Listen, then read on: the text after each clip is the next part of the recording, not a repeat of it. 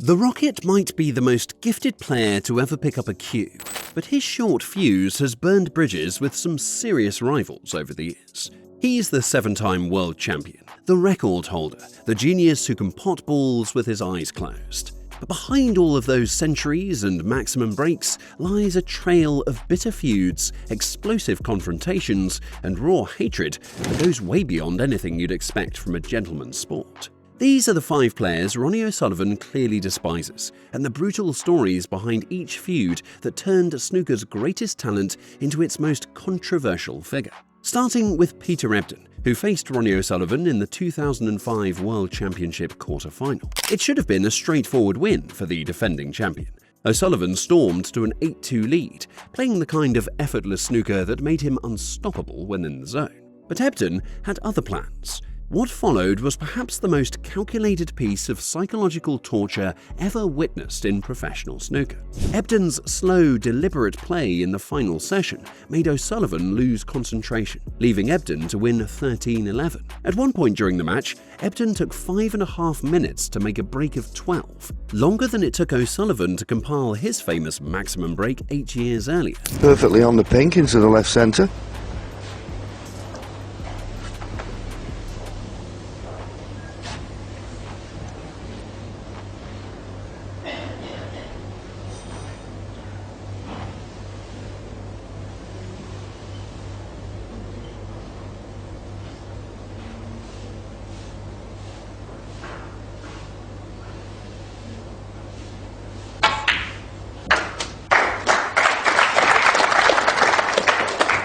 O'Sullivan's reaction was painful to watch. He stared at Ebdon in bewildered confusion, his usual confidence completely shattered by the relentless slow play tactics. It's taken over 5 minutes for this break of 12 by Peter.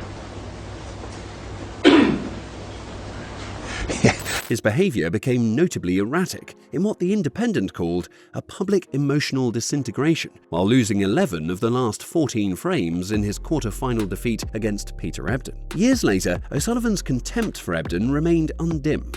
He suggested World Snooker should create an award for the best worst slow break in the history of the game, saying Ebdon would be proud of that recognition. The sarcasm dripped with years of accumulated resentment over a defeat that exposed O'Sullivan's greatest weakness. What does the Ronnie of today, at 48, tell the Ronnie of 29 years of age what you were that evening? What does the Ronnie of today say to the Ronnie then sitting in the chair? Because, you know, it was a tough... Yeah, I wasn't very good at hiding my emotions. I was awful playing-wise, and I'm still awful, you know, quite a lot of the time now.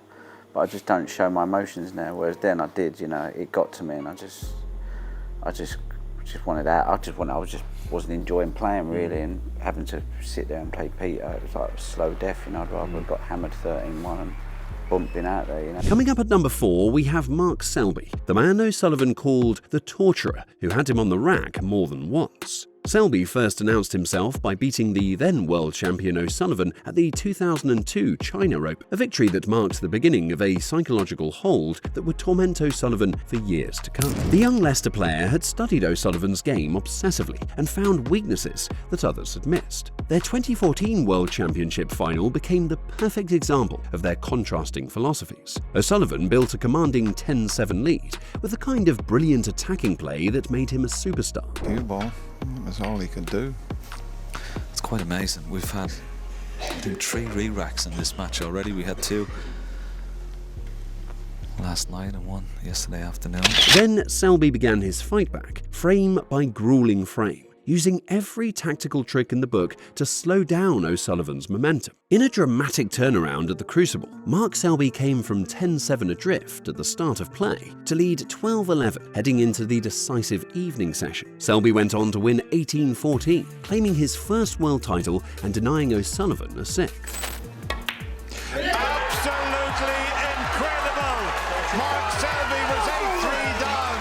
He was 10-5 down. Ronnie The victory was a statement that O'Sullivan's era of dominance was over, that a new generation had learned how to neutralise his genius through sheer bloody-mindedness. Their 2020 World Championship semi-final provided another chapter in their bitter story. O'Sullivan trailed 16-14 and looked beaten, only to produce a trademark late surge to win the last 3 frames and reach the final. But Selby's reaction to the defeat revealed the depth of their mutual animosity. Selby accused O'Sullivan of being disrespectful during the match, specifically criticising his loose hit-and-hope tactics when snookered. During the match, I felt like he was a little bit disrespectful the way he played. Every time I put him in a snooker, he just got down and hit the balls 100 mile an hour and could have gone anywhere. So I don't know whether he was just in that frame of mind, but I just felt it was a little disrespectful to me at the table. But you've got to play, you know, like I'm not good at getting out of snookers, and I don't want to give 40 points away, you know. And I'm never going to be good at getting out of snookers, you know. Ray Reardon tried to teach me for a while, and I got okay at it, but it's just it takes too much time practicing getting out of snookers. I'd rather concentrate on the break building and all that sort of stuff. So yeah, listen. I get what Mark's saying, and I hope he doesn't feel that way because we get on really well. But listen, you just got to play to your strengths, you know, and getting out of snookers ain't my strength. You know? Moving on to number 3, we have Stephen Hendry, whose relationship with Ronnie O'Sullivan was poisoned by one moment of spectacular misjudgment. In 2002, ahead of their World Championship semi-final, O'Sullivan made comments that crossed every line of sporting etiquette. Ahead of his crucible clash with 7-times world champion Hendry 18 years ago, O'Sullivan infamously said he would like to send his opponent back to his sad little life in Scotland. In a pre-match interview, O'Sullivan revealed that he had no respect for Hendry, referring to an incident during O'Sullivan's 13-17 semi-final defeat by Hendry 3 years prior, when the referee had awarded a miss that O'Sullivan felt Hendry should not have accepted. The backstory made the insults even more personal. O'Sullivan was still seething over their 1999 semi-final, where he felt Hendry had taken advantage of a controversial referee's decision. 3 years of resentment exploded into those devastating pre-match comments. Hendry's response was perfect. He let his cue do the talking, dismantling O'Sullivan 17-13 in a performance that combined technical brilliance with steely determination. The 7-time world champion had been written off by many, but O'Sullivan's insults had rekindled the fire that made him great. Leading up to number 2, we have Mark Williams. Williams should have been Ronnie O'Sullivan's natural ally in snooker's personality wars. Instead, Williams became one of O'Sullivan's most persistent sources of frustration. Their contrasting personalities created natural friction. O'Sullivan took the game deadly seriously, analysing every shot and agonising over every mistake. Williams treated snooker like entertainment, enjoying the moment and not worrying too much about the consequences. This fundamental difference in approach led to inevitable clashes. Williams's 3 world championships came at times when O'Sullivan was struggling with his own form and motivation. Each victory felt like an opportunity missed, a title that should have gone to the more naturally gifted player. The 2000 and 2003 triumphs were particularly galling for O'Sullivan, who watched from the sidelines as Williams claimed the sport's biggest prize. Their head-to-head record became a source of constant irritation for O'Sullivan. Williams had a knack for producing his best snooker when it mattered most against the Rocket, winning crucial frames through a combination of skill and tactical awareness that frustrated O'Sullivan's more instinctive approach. The psychological dimension was particularly complex. Williams refused to be intimidated by O'Sullivan's reputation, treating him with a casual familiarity that suggested he didn't buy into the mystique surrounding the Rocket. This lack of deference clearly bothered someone who had grown accustomed to being treated as snooker royalty. And at number 1, we have Ali Carter. There was a time when Ali Carter was like family to Ronnie. They were brothers in everything but blood, united by their shared passion and mutual respect. That brotherhood died in what emerged as the most toxic relationship in modern snooker. The cracks first appeared during their 2008 World Championship final, where O'Sullivan won 18-8. Something felt different about their usual dynamic. Their 2018 World Championship encounter provided the first public glimpse of how far their relationship had deteriorated. During their match, O'Sullivan deliberately shoulder-barged Carter as they passed each other between frames. It was a calculated act of contempt, performed in front of thousands of spectators and millions of television viewers. Oh, but they've had a laugh about it afterwards. Oh.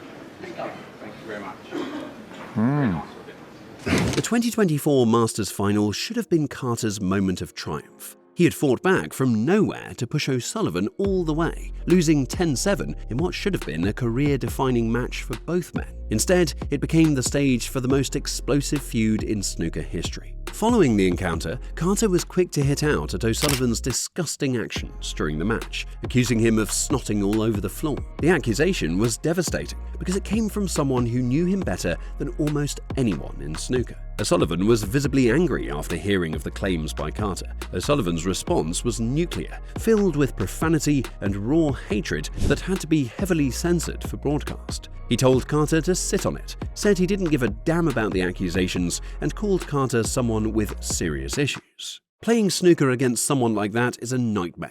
He's not a nice person. It's not a nice vibe he leaves around the table, O'Sullivan declared, his voice shaking with genuine anger. For someone with O'Sullivan's pride, pity was worse than hatred. It was the ultimate insult from someone who had once shared his family's dinner table. Their feud represents everything toxic about modern sporting rivalries. Ronnie O'Sullivan's feuds aren't accidents or misunderstandings. They're the inevitable result of a genius who demands perfection from himself and respect from everyone around him. When the respect isn't forthcoming, or when other players dare to challenge his supremacy, his response has consistently been swift and merciless. The hatred has clearly motivated him to reach heights that might otherwise have been impossible, but it's also cost him relationships, opportunities, and perhaps even titles along the way.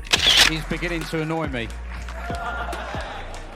You know, it's a good week. Obviously, I'm gutted. I lost the final. It's all about winning at the end of the day, but you know, before I rocked up here last week, I'd have took the final, so a lot of good things to come for me. So I'm heading in the right direction. As he enters the final phase of his career, these feuds continue to define him as much as his 7 world championships and countless records. And that's a wrap on today's video.